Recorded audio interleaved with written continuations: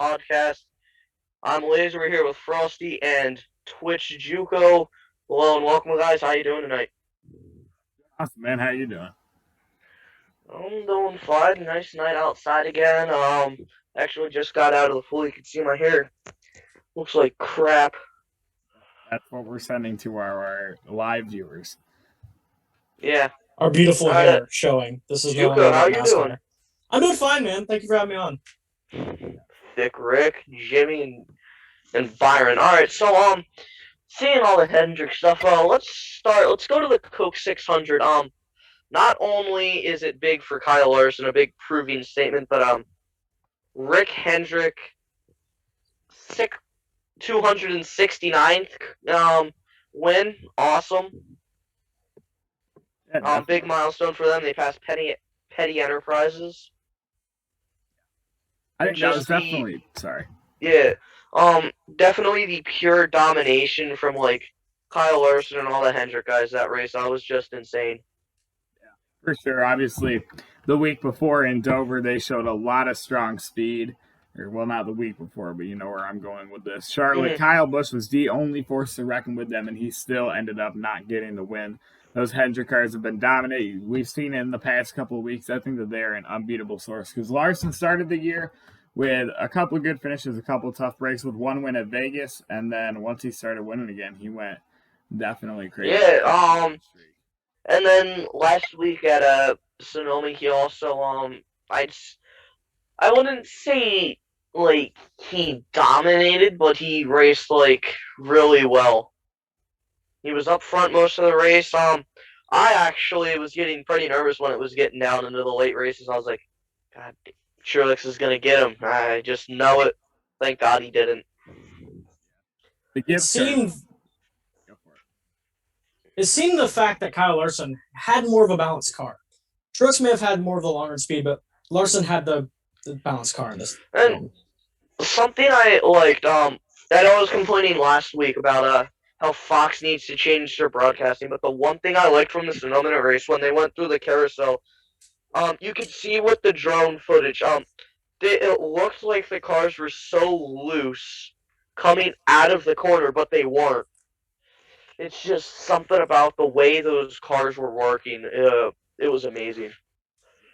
How do you guys think, obviously, with this race going on? Charlotte, definitely a home track to NASCAR. It's been around for a long time. With the next-gen cars coming in next season, obviously, as you mentioned, Carl, about the way that the cars were balanced, how do you think that's going to affect the field next season, possibly, with a brand-new race car? So, as Chris said last week, they're like basically it's basically just a GT racing car, so they'll definitely be good on road courses. We'll have to wait and see. I remember Kurt and I believe it was Truex said it felt good around the oval at Charlotte, I believe. I've heard some other things from Custer testing it at Dover that it was okay. I think it'll do decent.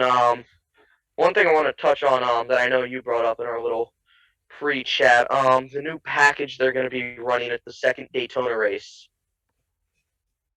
Do you have the stats on that? If I remember correctly, they're lowering the horsepower to 450 and then making the spoiler smaller. Excuse lowering? Yeah, lowering the spoiler size. No, lowering the horsepower lowering and the spoiler size. Yes. No. I don't like that. I already don't like that. I like them being able to scream around the track. I don't like that move already. We'll have to see how the race goes, though. But well, that decrease is said to lower the miles per hour by about 7 to 10 miles an hour. So you're going to see a dramatic decrease in speed. But this is probably a response. That's going to ruin the race then if they're not going like 200. That literally. NASCAR, when you think of it, you think of Daytona, Talladega, them just being able to fly around over 200 miles an hour. They were barely hitting that in the 500, and they're going to take off 7 to 10 miles an hour? No, that's going to be horrible. Well, a big reason why they're doing it is because Logano's flipped. Oh my, here's the thing. He's literally, you didn't hear Newman complain about it after his crash. Then again, he didn't he did state he didn't How can you really complain remember in it. a hospital bed? Yeah, but then again, look, Logano, like, he's the biggest. I hate to say this because I've always seen Kyle Busch as a crybaby, but he cries even more than Kyle Busch. So what? You flip over once, boo hoo, get over it. Did you You not see didn't the die. dent that was on the top of the car? It almost hit his head. Did you not see what happened to Newman? I mean, I That hit get more it. than his head. Yeah, but still, I mean, I get they're doing it for safety, but for some to lower it that much and just take away the image that's like depicted when you think of NASCAR going around the high banks, it's just as long as it's not the like COT wing and like we saw what happened with Carl Edwards with that. As long as nothing like that happens, I mean, Yeah, I think it's. Sorry, go ahead. I mean, the only thing I can really see happening differently is the fact that you may not be able to run such big packs. Maybe we'll see more of like, it's my mistake. Let me go get my but camera like back on. the 2-car tango might come back, maybe. Yeah, we might see some tandem drafting because there's a lot bigger. That There's a lot I less of would an be. aerodynamic hole. That's the only thing that I would be fine with if that does happen is the 2-car tango.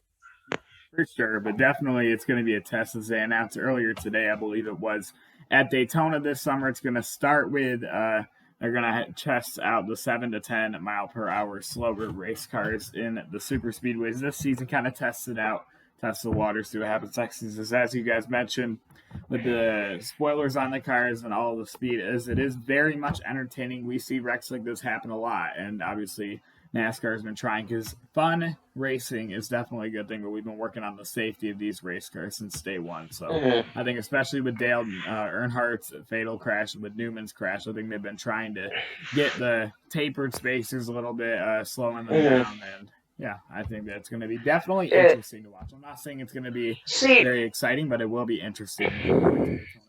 I feel like I wouldn't be as like upset over this move if they did it like after the Newman crash, because yes, he almost died, but Logano, he was able to get out of the car fine. I get that he almost felt like it was almost a hit to his head, but of course, someone like him complains. I mean, be honest, who's actually a fan of the guy? Like, come on. Well, I think definitely because the fans may be annoying, and sometimes you don't like the driver, but driver safety in the sport of NASCAR is definitely number one. So I think that I want to respect NASCAR for making the decision, but it might not be too great on the viewing experience. So I think that's like I like definitely when we do our episode after, I will definitely state my opinion on this. I will definitely watch it, and if I don't like it, you will hear me rant the whole episode about it. One thing that I'm sorry, go for it. Yeah, one thing I can definitely see maybe being affected heavily might be the top line imbalance, because we always see it in Daytona, where the top line is way faster if you have a bunch of groups. Maybe with the lower downforce and the less horsepower, maybe we'll see more of a balanced running. Maybe we'll see two lines dueling once again, and not just the top line powering by. Yeah. So let's go over now the All-Star races this weekend. Who is your guys' pick for the All-Star Open for, I believe it's stage 1, stage 3, and the final stage, your transfer spots, and our fan vote? I'll let you guys know who I voted for. I voted for Anthony Alfredo, and I think I voted for him every time that I voted, actually. I want to see him get in. Definitely. Before we start talking about the race itself, I do not credit NASCAR for this move. As I understand the Bristol race, Bristol's a fun track. I get it was a little bit of a snooze fest, but I think the Texas was completely the wrong move. The Texas race, I was gonna get there. Yeah. After it's repaved, it's just. But if we're talking old Texas in its heyday before the repave, I love this move. I love it. Yeah. But in its current state, it's just no. So the good thing about this is I'm going down there, so like you guys will probably be watching. I'll let you know if it's a good show there. The cars will be slowed down, and I think that this is just not the best racetrack. Yeah. I think once again, it's really cool that they are all the executives at NASCAR, Steve Phelps, want to make a change like this, but I just don't think it's going to be a great move. While we're on the subject of them going to new tracks, what tracks do you guys want to see them go to for the All-Star race? I think a really great one could possibly, and this is a hot move, but I think Homestead Miami Speedway will be an Yes. awesome one. Yeah, definitely. With the Like, lines that they race on, the hard battles, especially when they went there for the championship. I think you put $1 million on the line with the way the cars. Oh my god, that'd be amazing. Yeah. A track that I would say would be good. There's two, depending on how they both are. If they were not changing it, I'd still say Auto Club as it is, but I want to see how the Auto Club short track's gonna be. I feel like that'd be good if it's a good track, and then Nashville Fairgrounds. That would be a good one if they can bring it back, the Fairgrounds. Because if I'm correct, the SRX is racing there, correct? Yeah, I believe so, yes. Nice. SRX is going to be definitely an exciting one to watch. You got people like Biff and the 69, a bunch of definitely interesting but fun stories going into the SRX. So I'll definitely be watching this. Yeah, Greg Biff will go into 69. Speaking of the SRX, you want to know a track that they have that I want to see NASCAR go to, even though it's way too small? Slinger. Yes. Yeah, it's got to be Slinger. That would try an ARCA car. I don't even. They wouldn't be able to run 40 cars there. They'd literally be like ass to ass under pace laps. They'd be like. Can you even fit 2-wide racing on that track? Barely. Yeah, you can run 2 wide at that track. You have to be careful with it. I'd love to see ARCA maybe try that out. K&N West. Oh God. I think the Whelen Modified Tour would actually be better. Yeah. Kick it off with. Anyway, as Carl was just saying, let's move back into our All-Star vote. We got definitely hot topics. Kyle Busch is really good at Texas, but let's look at these young guns. Definitely with the fan vote, the open race. Who do you guys got first off for the fan vote? I'll let you know who I picked. Fan vote. So this is me personally. I voted for someone I'm actually trying to get on the podcast. Fast Pasta Anthony Alfredo. Nice young driver. Want to see him come in and do something nice.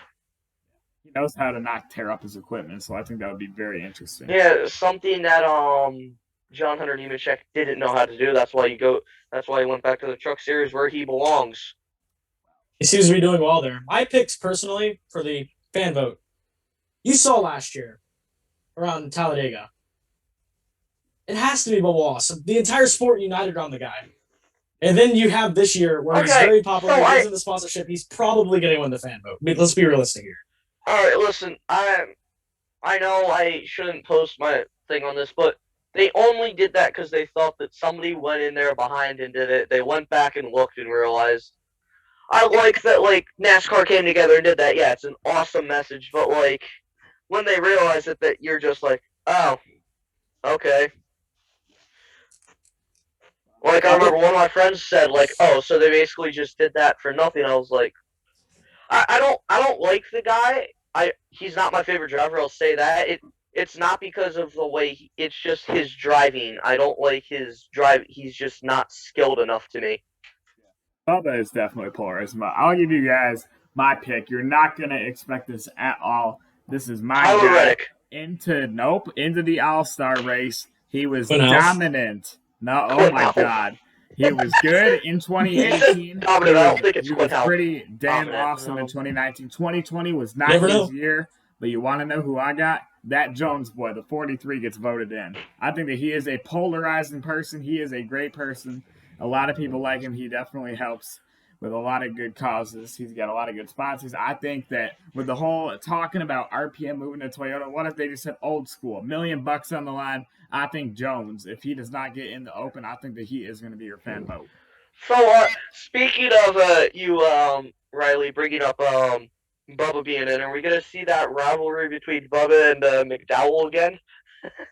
Oh, I hope not. It'd be funny, but I hope not. The big dump. What about Suarez? I could see him winning the stage. That team's been really strong. Especially with that big of a price tag on the line, they're going to try to race their way in. There's no guarantee in the fan vote. They're going to try to race their way in. Yeah, I don't think Suarez has enough of a fan base to come in to get voted in, but I can see him definitely winning a stage. Remember 2019, coming back to the flag. I was actually there in person for this one, so I remember it vivid. Daniel Suarez, Bubba Wallace, you guys remember coming back to the line in the Didn't open. Bubba They just crash, get him? they wreck, and Bubba got it. I think you're going to see a lot of that under the lights of the Lone Star State.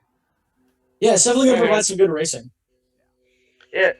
Well, it depends on if they're changing a package or anything like they have been the past couple years. Like I remember, I think it was 2018 in Charlotte when they went to the little Xfinity ducktail spoiler or mouse ears, whatever people call them. Mouse ears. The old Xfinity spoilers that they used to have, the little mouse ear things that would come off the back. Mouse ears. I've heard them called mouse ears, ducktails. Sorry, all I'm envisioning is the Mickey Mouse hats that you get at Disney World in a spoiler. No, you know the spoiler where it was kind of short and then it raised up. Oh, you're talking about those? Yeah, the old Nationwide series wings. Yeah, the mouse ears is what they called them. How would they benefit from that though? That's just more exterior downforce. It's just more side drafting. Yeah, more downforce. But then again, this was from 2019 when they had what were they running then? 900 horsepower or something like that still. Yeah, I'll highlight that. 2018 was the year that they had it. Oh, we got somebody joining the watch party. 2018 was the year that they had those tapered spacers. And yeah, I think that they're definitely interesting. But with the Cup cars, 2018 also raced. It was fun, but it was a little bit of a snooze fest. I personally don't think that it would be the best idea to do that. They can knock themselves out. I feel like that's the reason they moved it away from Charlotte. It was just getting boring. It's just the packages. They couldn't actually provide good racing on that track. Yeah. They made a change. So, one thing I want to go over, I know we already hit on this already, but the domination for Hendrick, what is this going to mean for the future? Is Hendrick Motorsports back like it was in their heyday with Jimmy Johnson, Jeff Gordon, Mark Martin, Dale Jr.? I think that they are definitely back in their prime. Even William Byron, take it like this.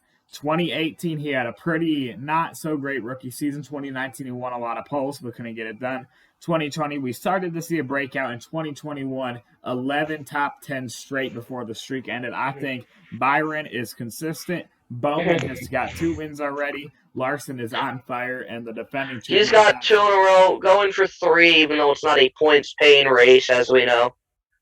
Yeah. And also with Byron, you have to remember that 11 race top 10 streak was ended by an 11th place finish. He almost extended it. And if I'm correct, that ended at Coda, correct? Yes, it ended at Coda. But with Bowman... Damn rain.